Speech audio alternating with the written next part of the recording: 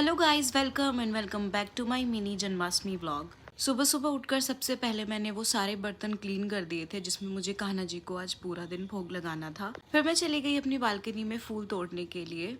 उसके बाद घर की थोड़ी बहुत डस्टिंग करने के बाद मैं नहा ली थी और नहाने के बाद मैं फटाफट से चली गई नीचे। सबसे पहले जाकर मैंने की मंदिर की अच्छे से सफाई। मंदिर की सफाई करने में थोड़ा सा टाइम लग गया था। उसके बाद अपनी पूजा शुरू की। तो सबसे पहले मैंने कान्हा जी को पंचामृत से और जल से स्नान कराया और अच्छे से रेडी कर उनको उनके स्थान पर बैठा दिया। और फिर अपनी पूजा करने के बाद मैंने उनको दूध और ड्राई फ्रूट्स का भोग लगाया और साथ साथ अपनी और मम्मा की चाय बनने के लिए भी रख दी थी। फिर हम दोनों ने बैठकर चाय पी, क्योंकि मैं और मम्मा इसके बाद पूरा दिन कुछ भी नहीं खाने वाले थे और ना ही कुछ पीने वाले थे। और फिर ऊपर आकर जो थोड़ा बहुत मेरा काम बच गया था मैंने वो किया, जैसे मैंने बेडशीट चेंज की। छुट्टी के दिन ही इन सब चीज़ों का टाइम मिल पाता है और अभी मेरी 3 दिन की छुट्टियां भी हैं तो मैं सारे काम अपने इन्हीं में कर लूंगी। उसके बाद मैंने एक दिन पहले जो कपड़े धुलने के लिए डाले थे वो सारे सूख गए थे तो उनकी भी तय करनी थी। धीरे धीरे कर इन सब की तय बनाई और अलमीरा में सेट किया। ये एक दिन के कपड़े नहीं थे। और उसके बाद दोपहर को मैंने कान्हा जी को भोग लगाया था फ्रूट्स का और साथ में रखा था जल, और साथ साथ मैंने उनको झूले पर भी विराजमान कर दिया था।